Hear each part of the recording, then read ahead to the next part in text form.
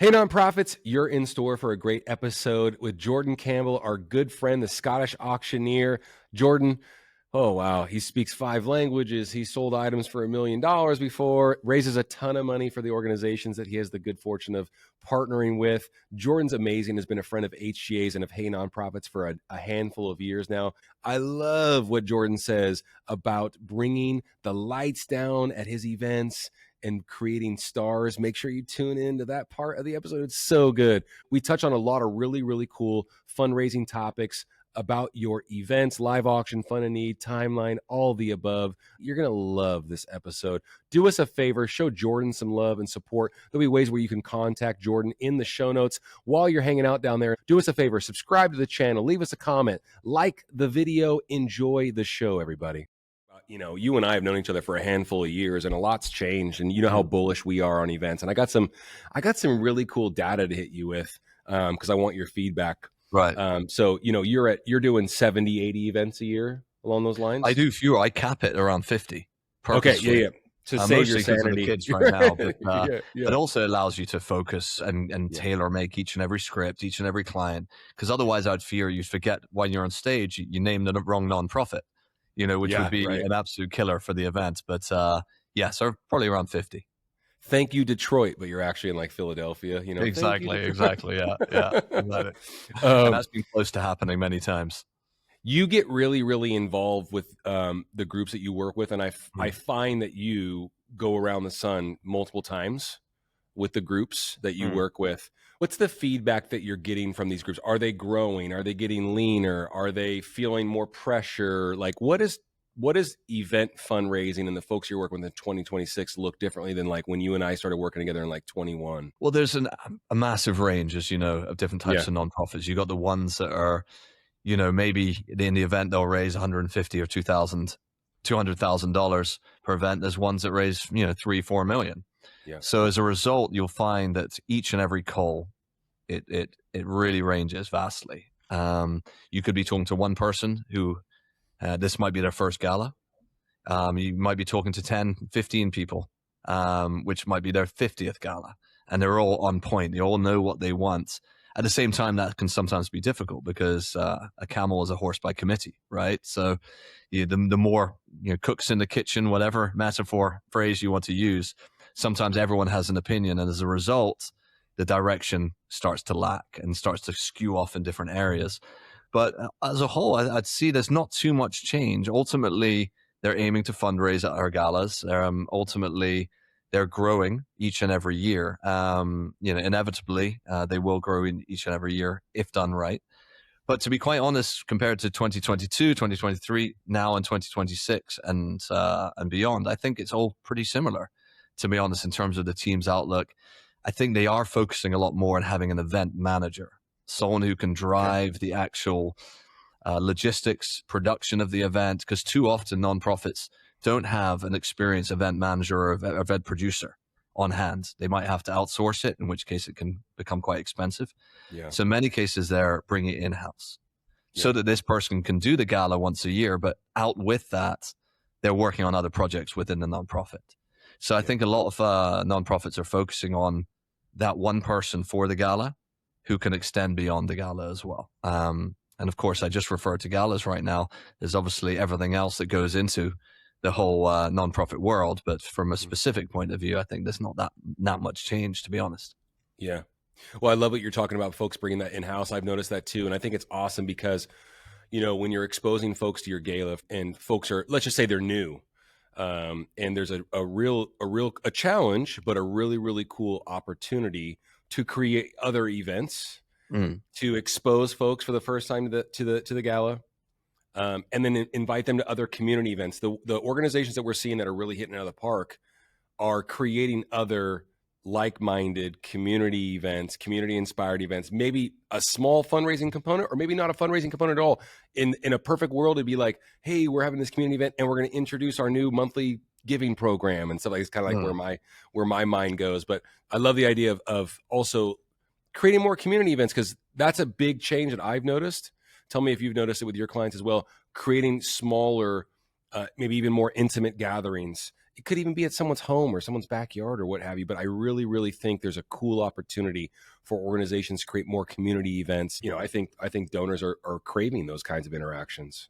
And you're absolutely right. I mean, what we're seeing in some cases is scaling down of the number of guests at these galas, but getting the right bums in the right seats.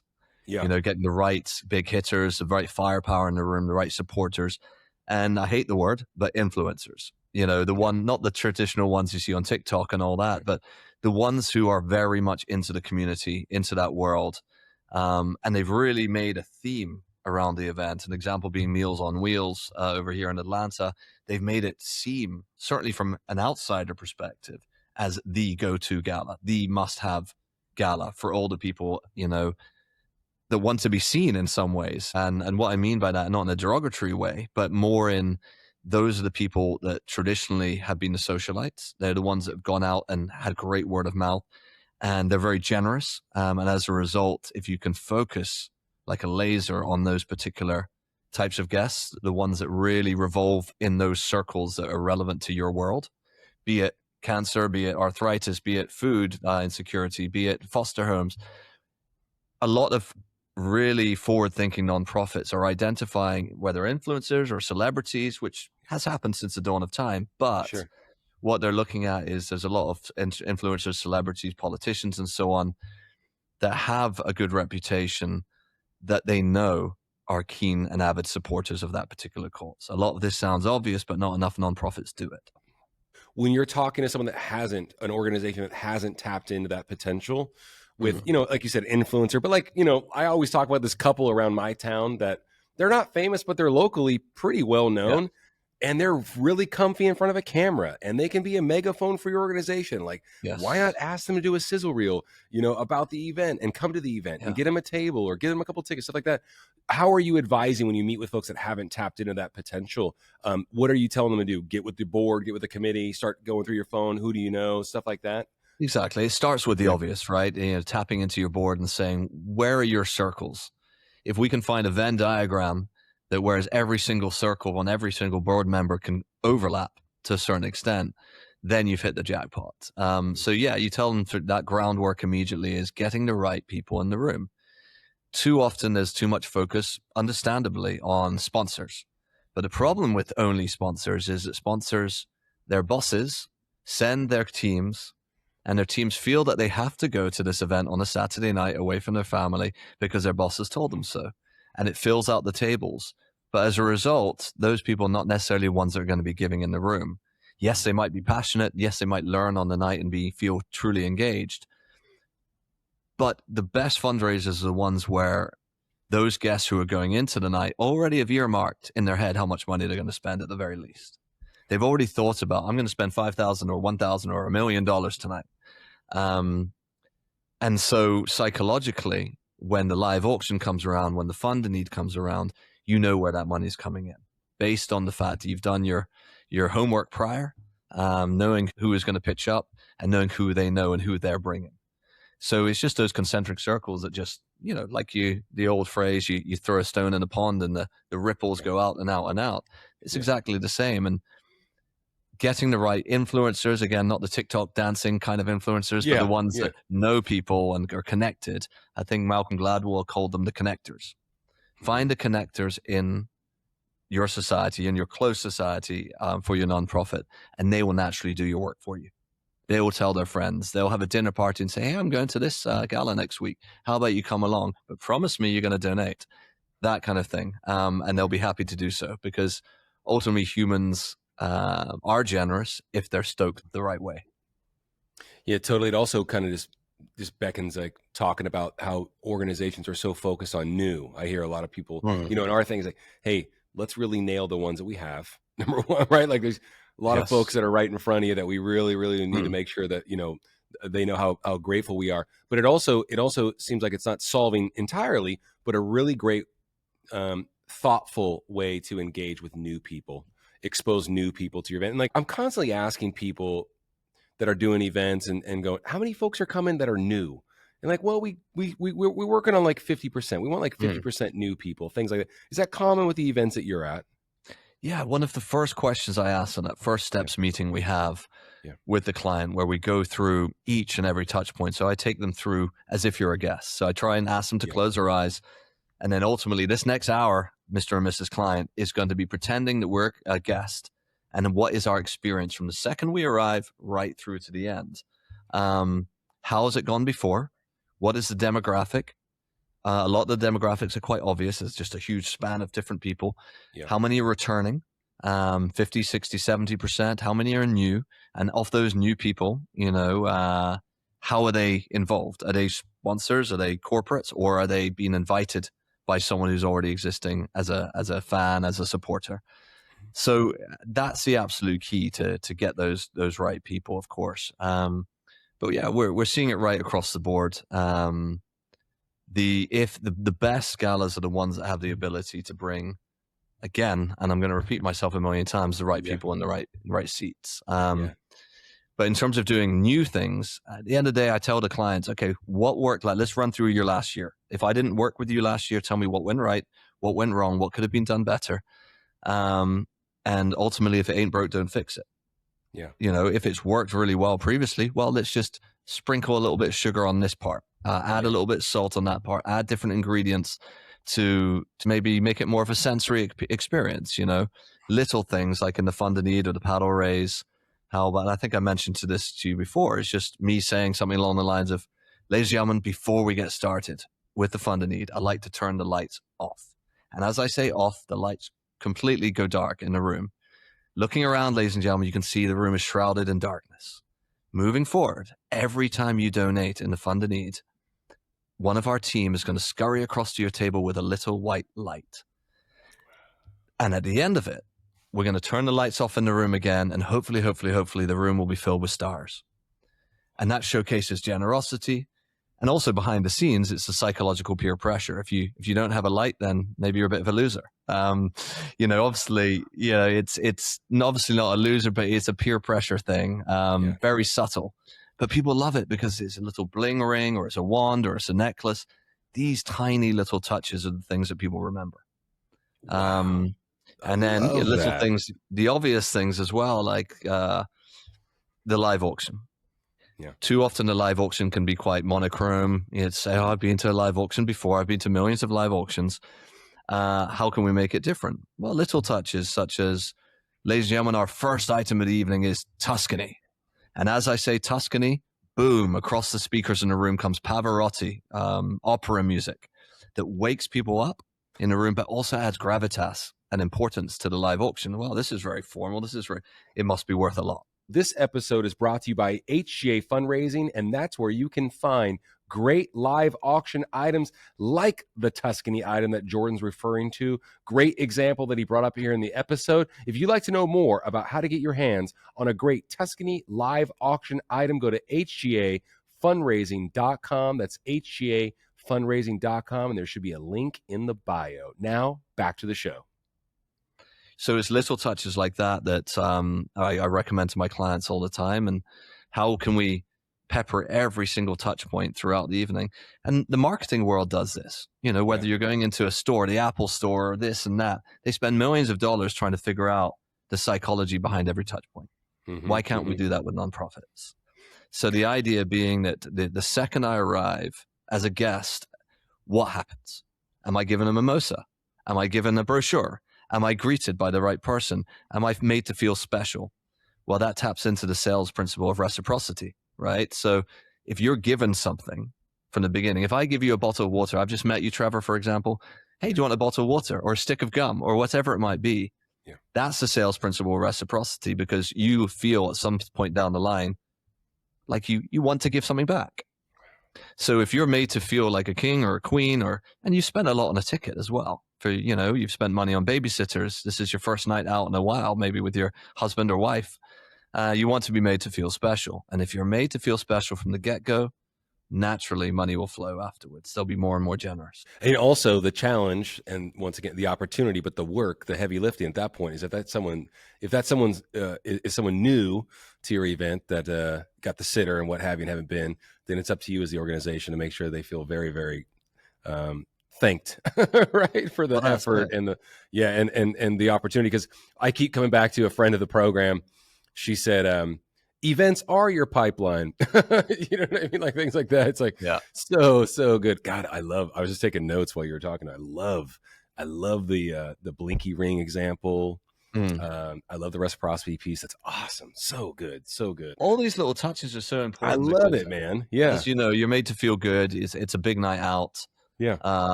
And quite honestly, a lot of people that do go to these don't know what to expect. You Totally. know, this Yeah. might be their Yeah. first time at a gala.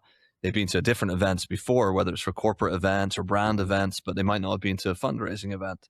Mm-hmm. And so they want to have fun. They want to feel engaged. They want to have an auctioneer on stage or a speaker on stage that really gets them, that really gets involved, makes them feel special. But at the same time, it's an entertainment. It's a Yeah. performance to a certain extent, whereby people are there to have an enjoyable time.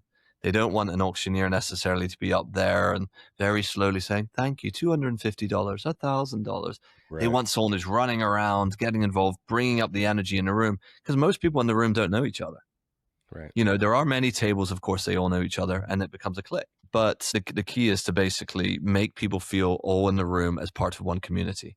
And one of my Yes. tactics is I run around a lot. Again, you know, that's my fitness routine. Totally. Yeah. And that's one of the reasons why I play football, soccer, because I know that if I don't, then I'm not going to be able to run. I'm going to be out of breath running around a room of 800 people in some cases. Yeah. So, and I kind of treat it in a weird way, like pretending you're a sheepdog, Okay. like Lassie, you know, a collie dog, up in the hills, and you're there trying to round up the room because there'll be portions and pockets of the room that are very, very loud.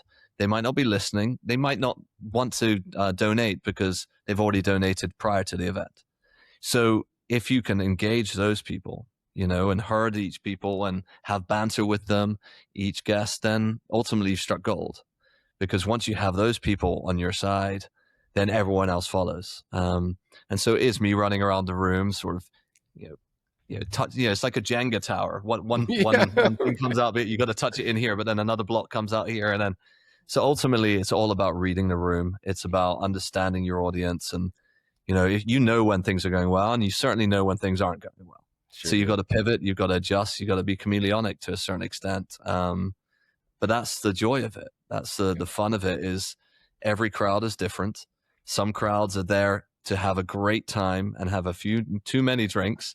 Some crowds are there because it's a much more somber occasion, so you need to tap into that as well, and find ways to resonate with each and every one. And you've seen many of these galas, and you provide for many of these galas, so I'm sure you've seen it all too. Yeah, totally. I mean, I went to a National Wild Turkey Federation event once in like a town that has like 9,000 people Right. and 40 live auction items and all those things. They pulled like $250,000 out of this room, and it had like a whole pig and all you can drink and all. I was like, Yes. these people know how to fundraise. Everything was branded. It was like I was very, very impressed. This is years ago. I was very impressed. I'm like in this tiny hall in this fairgrounds, and they pulled like $250,000 out of this, you know, this area. I was like, this is great. So good. So good. But yeah, I've seen a full spectrum of fundraising events in a great way. And, you know, hey man, you know, you've been doing this for a long time, and you've been doing auctions all over the world, very well traveled. Do you speak 5 languages, if I recall correctly? 4.5 now. It's easy to forget them. I mean, there's not too many Russian or Chinese speakers in Atlanta, Georgia. I tell you that. Totally. Yeah. But I mean, you know, and I think my point being is I still have such a strong affinity and alacrity for what we're doing, because I still feel, Jordan, I still feel like with more gray hair and more wrinkles and more years, I still feel like we're so new. Like I feel like this space is so ripe to be served, these event space especially. We're learning at rapid pace. And I still wake up with a very, very strong alacrity for what we're doing. And I feel like a student still, like they would say, the beginner's mindset, the Shoshin, you know, Right. Yeah. you know what I Well, no, I mean? know And I still, exactly, because go ahead, please. it's the most. Sorry to interrupt. It's the most fulfilling job on earth. Mm, You're working for nonprofits. The unfortunate reality is, I don't want my job to be needed. okay. I don't want nonprofits to be needed, Because if we lived in a utopia, then nonprofits would be obsolete, right? Everything would be perfect. There wouldn't be the need to fundraise, if we lived in the perfect world. But unfortunately, we are necessary. And so we've got to make the most of it. And it really is truly the most fulfilling job in the world, because not only do you get to meet great people, but you get to represent great causes, you get to raise money. And the better I am at my job and the better we as auctioneers are at our jobs, then the more money we raise for these amazing, amazing people. Just last week, I was on stage for the Children's Healthcare of Atlanta at the St. Regis. And, there was a young boy called Michael. He was, him and his family were the speakers. He unfortunately got cancer at a young age. And blood disorders, and fortunately he lost a leg. But he came up on stage and he was the most delightful, inspiring, and most people say delightful, inspiring as throwaway, but genuinely he was smiley. His outlook on life was so positive. He was laughing. And so I made sure to use that on stage, because he was just as good as me as an auctioneer. So I was whispering to him saying, hey, say, give me $5,000 into the microphone to the whole crowd. Right, awesome. And of course, when it's coming from him, this cute boy, then immediately people were throwing up their paddles. And awesome. So that is, I remember being on stage and, almost crying with happiness, just thinking, wow, I've got a great job, because this little boy has been through it all, but yet he's living his life in the way that we all want to, with positivity, with smiles. And so, that makes me realize every time those moments happen, it makes me realize how lucky I am to be able to do this. And, falling into this role over the years, I didn't grow up thinking, I'm going to be a fundraising auctioneer. But I guess inevitability or fate or whatever have it, all the little skills you learn over the years that at the time you think, maybe, why am I in a debating team? Why am I doing all this public speaking? Why am I traveling? Why am I doing this? It all falls to place later on when you look back on hindsight's 2020. Just being able to help these amazing causes and talk to the most passionate people and the ones to be admired are the people that work for these nonprofits, because they don't have to do that. They chose to do that. They chose to help people. And it makes me feel sometimes inadequate, because, I'm not the one that's dedicating every single moment of my life to this one cause. Fortunately, I try and remind myself, well, I'm working for many causes and I'm helping as well. I'm doing my part, but those are the real heroes. So I'm getting emotional just thinking about them. Yeah. It is cool. I don't think we take enough time to realize that it is pretty fascinating what we've found ourselves doing.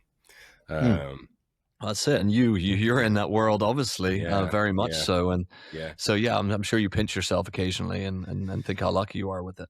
Yeah. I've had a couple of those moments in recent memory too. Really, really cool stuff. And the opportunity now to speak and to certain organizations and what have you has been really, really, really cool. And seeing the work. It's too cool, man. Like I said, 10, 12 years ago, if you would have told me this, what we'd be doing, I would have said, oh, wow, far out. How'd we get there? That kind of thing. So I'm still full circle. I'm still very, very, very encouraged at the work and then what we can do. Grateful that we get to do it with you, brother. So, and thank you for sharing. I think it's awesome. You mentioned something briefly. I want to touch on this. I bookmarked it and I want to come back to it. You mentioned like, hey, we have an hour to do this.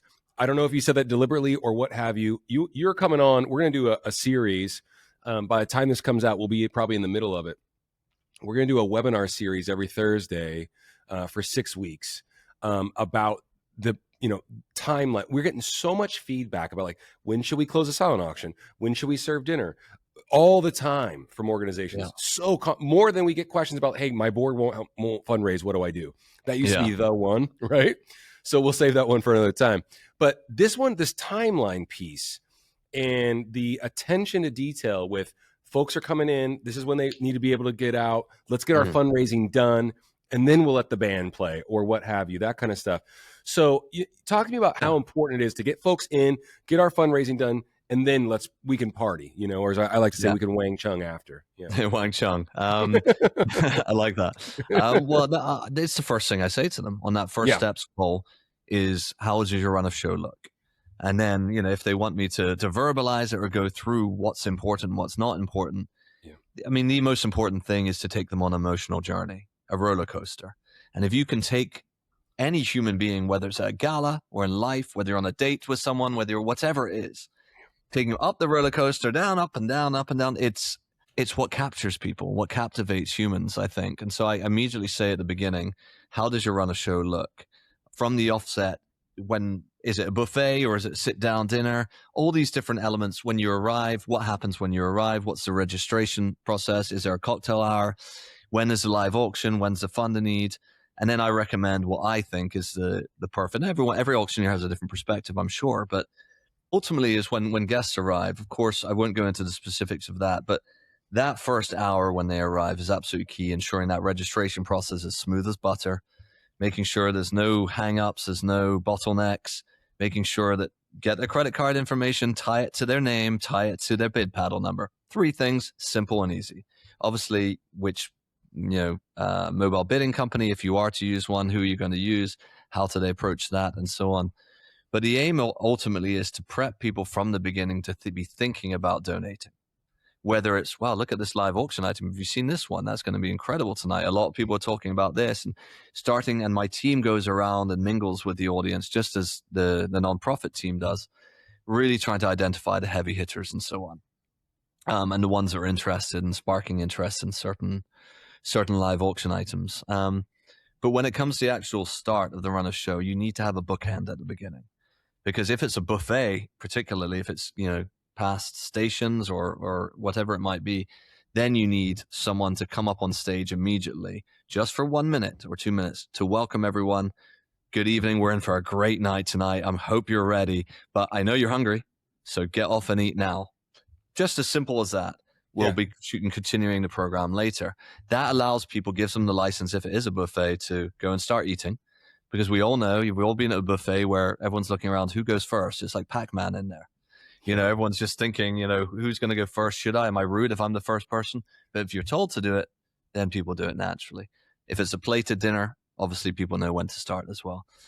But I would always suggest the minute the last plate is cleared for entrees is when you start the live auction. Or when you have one of the organization come up for 1 minute. Again, welcome people. Without further ado, welcoming our auctioneer, Jordan Campbell, up onto the stage. Get ready, get your hands in your wallets and your pockets and your purses.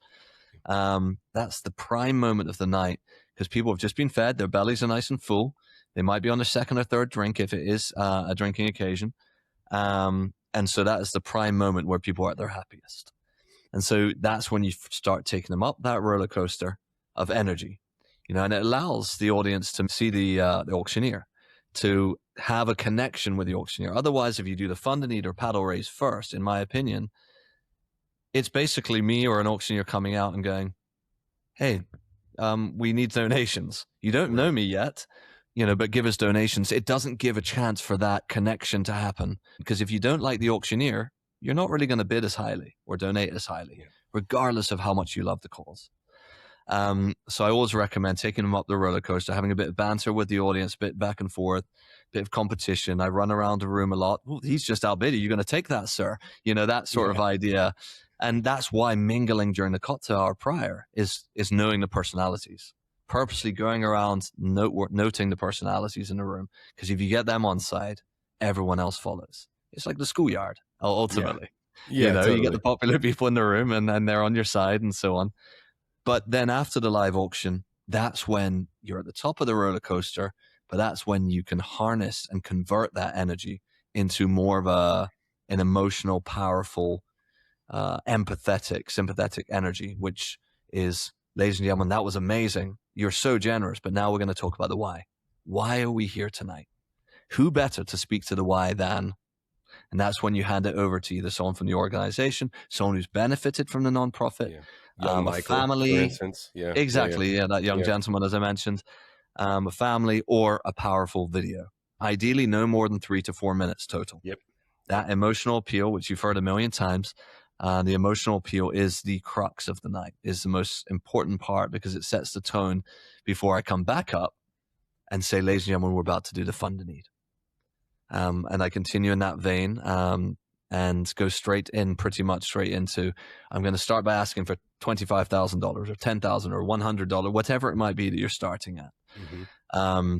Because that allows people to have been primed in the room. Hopefully, for lack of a better term, people are crying in the room, and you want that, and they want that because they feel part of something bigger. That's when you go into the fund a need or the paddle raise. And then as you get down to the last level, that's when you go back up the roller coaster and do a game like the run around or the last hero standing, which essentially allows people to get their energy back up. So at the end of the night, they're going, I have to come back next year. If you ended on the fund a need, on the more somber $5,000, thank you, sir, thank you, madam, then people leave the night and they're a little bit more, But if you end it on a high, then they'll get off dancing afterwards. They'll go home, tell their friends, and that is the importance of having that up and down roller coaster of emotion throughout the night. The frequency. It's interesting you bring that up because it's something that we've cued into, because you don't want to leave folks like they've just watched that really, really, really sad movie that they probably don't want to go back to again. For like, it was awesome. It shook me. I'm brought to tears, but like you're leaving like going, geez, I'm like, wah, wah, wah. You know what I mean? So yeah, that's an often overlooked piece too, is taking folks back up and making sure they're leaving with a smile on their face, or, slapping hands and celebrating and what have you, regardless of how somber the moment might have gotten. Absolutely. I think that's huge. Yeah. Well, that's it, Trevor. Yeah. It's all about resonating with them. And, ultimately people are there to have a good time. Yeah. And the byproduct of a good time is generosity at a fundraiser. People know why they're there ultimately. So if you can really spark that in everyone in the room, and even more importantly, make people feel part of the community. Because as I say, there's going to be 20 to 50% of the room and it might not have been there before, or they might not know anybody, or they're sitting in a couple and the people at the table aren't talking to each other very much. That's when the auctioneer's job is pivotal, because you've got to make them all feel special. Go up to a table and say, wow, you guys are bidding. That's amazing. But he just outbid you and you're sitting right next to him. Oh no. That sort of fun, interactive, because then they have a bit of banter back and forth amongst themselves. They talk about, oh, you just outbid me, haha. And it's an icebreaker. So yeah, that's my take on the run of show. But there's so many different elements to it, and the psychology of it is fascinating for me. It is. You said you want a point that you mentioned is you want folks to want to come back. So something I'm going to start asking or just talking to folks about more. I stole it from a friend of the show. He's an author. He wrote The Generosity Crisis and Nonprofit AI. He's a friend named Nathan Chappell, and he works for Virtuous. He's come on the pod and he's come on the webinar. The first time we met was on a pod. We met in person since. He's a lovely person. I really like Nathan a lot. Brilliant data scientist. Like, right. Like just not smarter not than us, basically. Not my level. Yeah, I'm not at that level. You know what I mean? And he said something completely unprovoked to me. He said, because he knows that we're in the event space and what have you, and it turned out to be pretty lovely. Because of course, folks are like, oh, you don't need events. You don't need this. And I know how bullish you and I are about that. Of course, in a perfect world, we wouldn't be necessary, but we are. And here we are, So he said something very interesting. He said he did some big data crunch on predicting lifelong giving, lifelong support, and major giving. And what he was able to derive out of this was that there is no better determinant that someone will be a lifelong supporter of your organization and or a major giver than them coming to 3 consecutive events. And isn't that interesting? Yeah. And he lays it out. He lays it out to me. He says, the first event they come, they're a guest, they had the chicken dinner, this and that and the other thing. Right. The second time they come, they're kind of in. Maybe they gave a little bit the first time. They come back like, I'm interested in that. The third time, if they come a third year in a row. And so what I'm getting at, I'm almost like reverse engineering for the audience, like focus on getting, of course, making sure folks have a good time. You said it yourself, that they want to come back. But now that the data suggests that the greatest determinant someone's going to become a lifelong supporter of your organization is if they come to 3 consecutive events, there is no greater determinant, no email sequence, no, postcard Of course, thank you notes are important. All of the phone calls, you got to do all those things. Fundraising is just getting more difficult. I get that. And it's an and thing. You have to do all of these things. It's not an or thing. But to hear him say that the greatest determinant is that if someone attends 3 consecutive events, hit me in the chest. And it was very encouraging. Once again, back to the encouraging piece. But I was like, okay, and you work with folks for many, many years. You go around the sun with many clients, stuff like that. So I just thought it was just, I'm open to hearing your take on it, hearing that, from our friend Nathan, but just, it hit me so hard. I was like, wow. So if folks start thinking, and 36 months is not like, I mean, that's not a lifetime, obviously, right? Like, it's like, okay, first event, second event, third event. And let's start thinking about these things. Let's start thinking about the impression. If someone's a first time attendee, how do they feel when they left? How do they feel when they got the invite for the second one? And really how they feel and how they're asked after the third one, and things like, just like different, it opens up this whole Pandora's box. It's absolutely fascinating, because if you think each and every time, by the time the third time they've come, that's 3 times they've probably donated quite heavily in some cases. Yes. And so they have to really be passionate and engaged with the cause from the get-go for them to go 3 times in a row, and most likely recommend it to their friends and bring colleagues, friends, whoever it might be, to join them. So they've got to be really, really keen advocates for the cause. And again, as you said, from the start, that first event, if they feel included, if they feel part of the community, if they feel valued as a supporter, which is absolutely key, to feel valued as a supporter, which you would have think it's the other way around. All the key is for them, the supporters, to make you feel valued, and it's a two-way street. And again, going back to that principle of reciprocity, give them something and then it goes from there. But that's a fascinating, that's a good little bit of data. Yeah. Isn't that cool? Yeah. Wow. Yeah.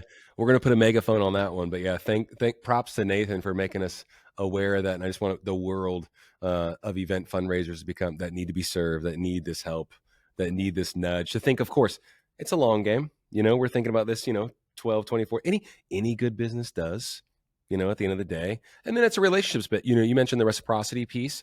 It goes both ways. I hear you say it's a relationships business. It's a relationships game. That's what we're playing. So, it's good, man. I just thought that was just too good not to share. We're going to have all sorts of ways for folks to find you in the show notes, Jordan. Like I said, man, grateful that we get to do this together. Absolutely. Well, I appreciate you having me on once again. Yeah, thanks, man. No, I appreciate you. And tell the audience, easiest way for them to find you, whether that's LinkedIn, your website, you want to put your phone number out there, just tell folks where they can find you the easiest, okay? Perfect. Yeah, just Google Jordan Campbell Auctioneer. It's jordan-campbell.net. You can find me very easily, jordan@jordan-campbell.net for the email.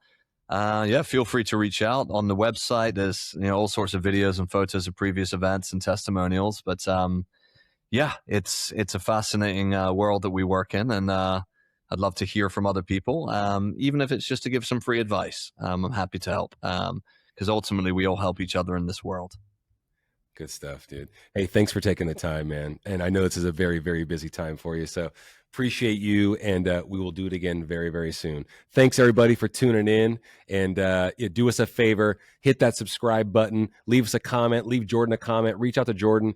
Like he said, he's open to any advice or anything like that, talking fundraising anytime. So appreciate you all for tuning in, and have a good day.